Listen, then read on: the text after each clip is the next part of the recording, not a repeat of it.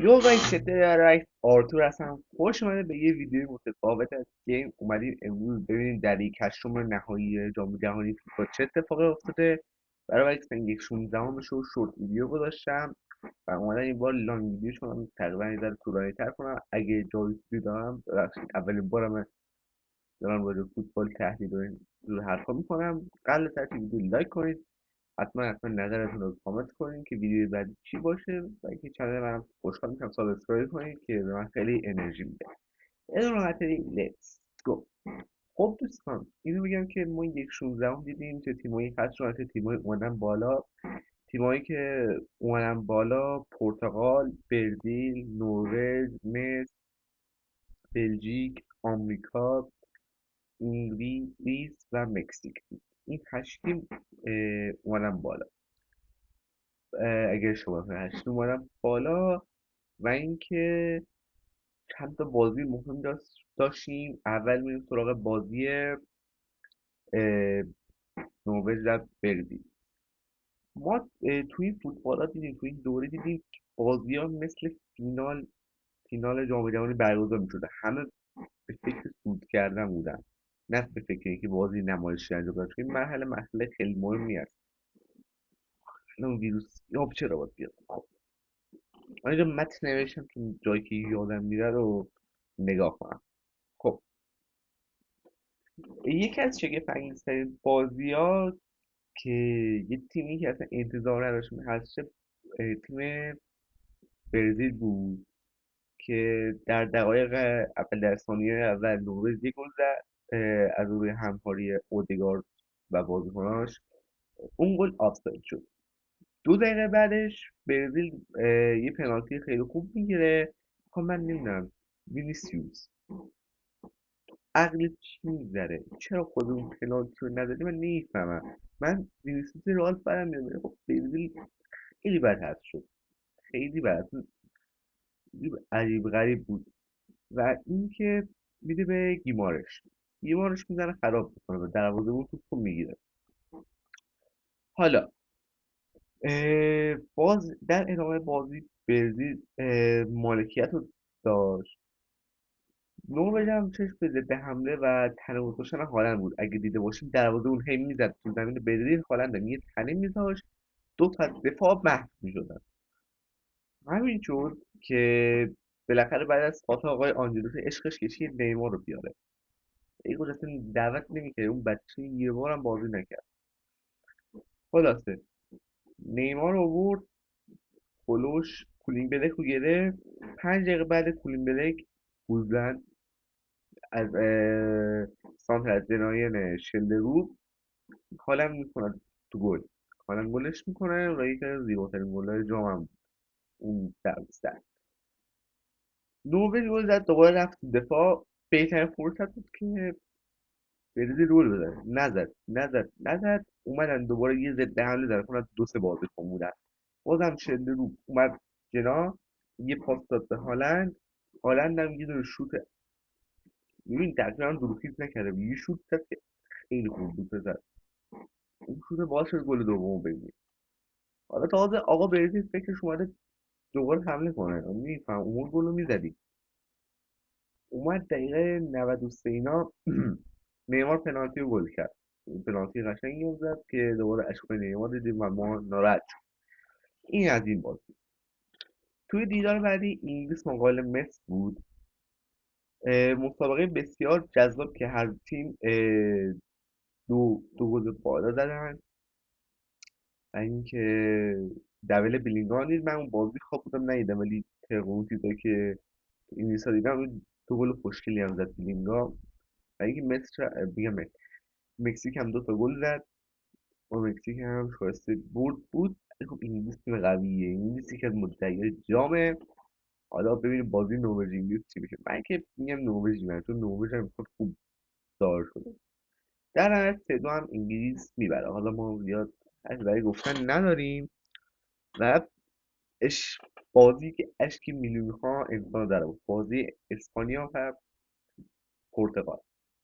2 تا تیم خیلی با احتیاط بازی میکردن، 2 تا تیم کثافت داشتن بازی میکردن. اصلا یه پاسایی میدیدی که انگار مثلا لیگ محلات نمیدونم جام رمضان مدرسه است. اونا بهتر پاس میگن چه پاسایی بود. یه پاسایی اصلا آدم نمیدونه یامان کل بازی. من بارسایی میگم یامان تا وقتی که نو مندس تو زمین بود محو بود. نمیدونه که دیر به موفق داره مندس نداشت. حالا نمیدونم چطور شد مندز مصدوم شد یامان موتورش راه افتاد دیگه. دیدی نلسون سمیدو اومد یه دونه توپ هم نتونست بزنه نلسون سمیدو. و میفهمی که مندز یه بازیکن خوبه. و این هم بگم که متاسفانه کریستیانو رونالدو توپ آنچنانی بهش نرسید. یه دونه توپ که تو نیمه اول رسید اونم میخواست قیچی گلش کنه دروازه‌بون گرفت. آنچنان موقعیت جدی هم نداشت پرتغال. دقیقه 90 و 90 اینا پرتغال میگم پرتغال اسپانیا گل زد و متاسفانه پرتغال حذف شد. یکی دیگه بازی هم بازی بلژیک 4 آمریکا یک که اون حواشی معروف فیفا که نمیدونم چرا محروم نکرد بازی کنه خدا. اصلا ما هم نمیدونیم به خاطر چیه. 4-1 بلژیک با قاطعیت برنده شد. یکی از هجومی ترین نمایش های بلژیک تو این جام دیدی اصلا. بلژیک های مرحله قبل مثلا بلژیک سنگال هم میدیدی تا قبل دقیقه 8 رفت تو قوطی بود. عجیبه برد. و بازی دیشب که بهترین بازی زندگی بود که آ- 3-2 آرژانتین شد. اون بازی مس دقیقه 15 اینا گل میزنه و دوباره آرژانتین شروع میکنه و حمله کردن. یه پنالتی بگیره و مسی طبق عادت رفت دفاع رو بگم خرابش کرد پنالتی رو. و چند دقیقه بعدش هم یه ضربه سر زدن بازیکن آرژانتین مکالیستر بود و دروازه‌بونش توپ خیلی قشنگ در آورد. از اون برم میایم تو نیمه دوم. برزیل میگم فاول میگم برزیل مصر یه گل زد. گلش خطا شد. گل دوم میگم گلش خطا شد و دوباره 10 دقیقه بعدش مصر دوباره تو ضد حمله به آرژانتین گل زد. تقریبا منم امیدی نداشتم که آرژانتین بیاد بالا به عنوان آرژانتین فن. ولی رو تاکتیک تعویضایی که اسکولونی انجام داد بهترین حرکت رو زد. این تعویضا لیساندرو مارتینز رو آورد بیرون. لاتارو رو آورد. آلوارز رو نگه داشت. نیکو گونزالس رو آورد تو باز. بعد اینکه اون سانت مسی کریستیانو رو یه ضربه سر قشنگ زد و گل دوم هم روی زیباترین گل مسی توی جام. یعنی یه تو اون توپو محکم زد اونم دروازه رو دستش نشکست. خب مسی گل زد و اینکه مصر شروع کردن به درک بازی در آوردن. حالا همه میگن داوریه داوریه تو یه نمونه داوری بیار آقا لطفا. من حتی به اون رئال فنی میگم که این بازی رو با داوری بردن. تو این منطق بیا اون بازی داوری کن. نه خب بیار دیگه الکی میشه یه زر میزنی سر حرفت بمون. بعد دوباره مصر شروع کردن به درک بازی در آوردن.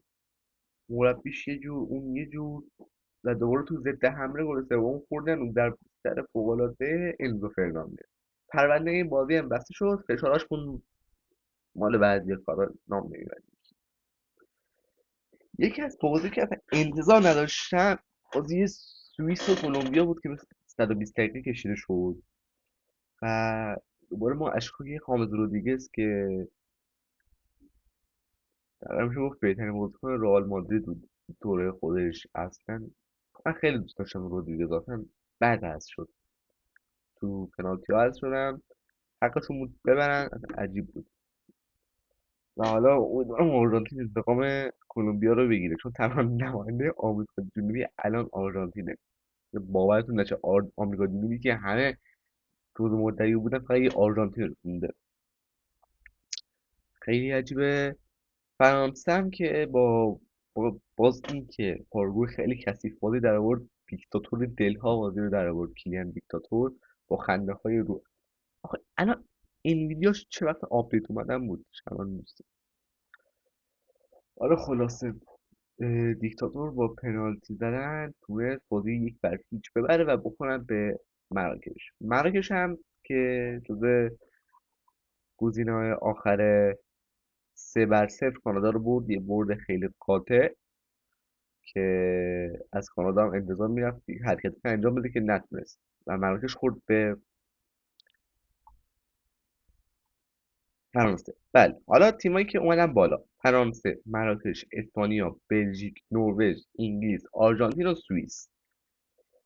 بعد اینکه دیگه نکته دیگه نمیمونه، نه، میمونیم واسه یک چهارم. دوستان حتما شما تو کامنت ها بگین کدوم تیم امسال قهرمان میشه بین آرژانتین و انگلیس و اسپانیا و فرانسه. حتما تو کامنت ها خوشحال میشم بگید کی قهرمان میشه. ویدیو رو حتما لایک کنید، کانال هم سابسکرایب کنید تا یه ویدیو دیگه. به خدا.